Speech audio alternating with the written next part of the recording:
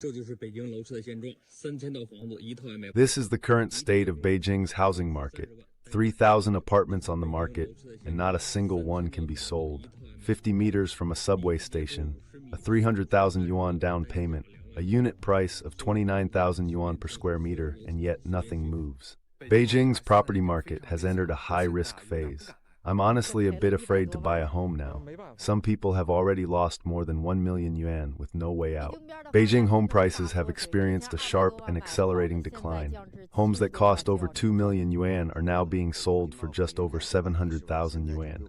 Properties that were once priced at 9.1 million yuan are now down to 6.6 million. That fear you just heard, that is exactly what Beijing is trying to avoid. Chinese authorities are urgently trying to restart apartment buying in Beijing. Just before Christmas 2025, in a dramatic move, they slashed requirements to make it easier than ever to get on the property ladder in the nation's capital. It sounds like a golden ticket, an opportunity to own a piece of one of the most powerful cities on earth. But what if I told you this isn't an opportunity? What if it's a massive trap? In this video, I break down why this deal is a warning signal about deeper economic stress. Beijing isn't offering you a bargain. They are encouraging buyers to absorb financial risk. The golden offer. So what is this amazing offer?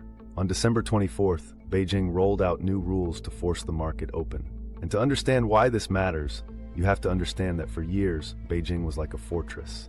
In America or the UK, if you have the cash, you can move to the capital and buy a penthouse tomorrow. But in China, you need permission. First, they've lowered the drawbridge. Before, if you didn't have a local Beijing hukou, basically a domestic passport, you needed 3 years of continuous tax records just to buy inside the 5th Ring Road. Think of that as the prime valuable city center. Now, you only need 2 years. And for the suburbs outside that ring, slashed to just 1 year. Second, they are targeting families. If you have 2 or more kids, you can now buy an additional home. This is huge because usually, the government strictly limits how many homes you can own to stop speculation.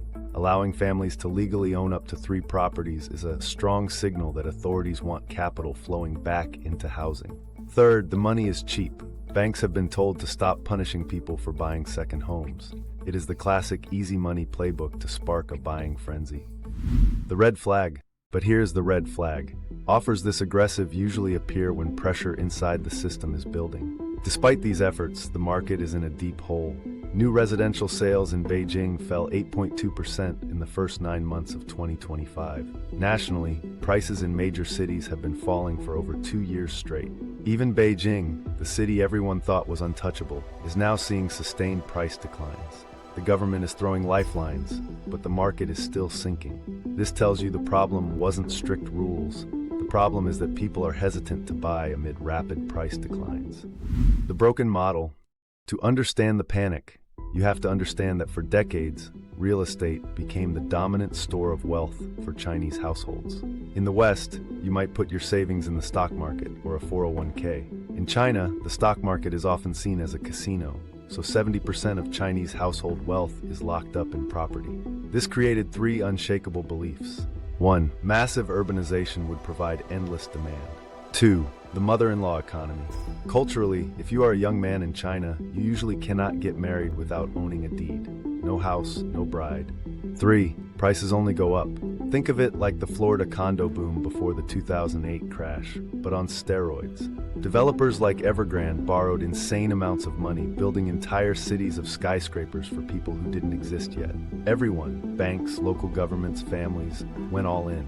But that bet has now gone catastrophically wrong. The model is under severe strain, and debt pressures are intensifying. Why it's a trap? This brings us to the trap. The government is trying to restart the engine, but the public refuses to touch the keys.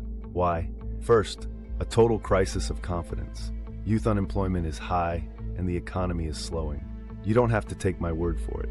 Browse Chinese social media right now, and you'll see top comments saying, "The market has already bottomed out, and you're still talking about purchase restrictions?"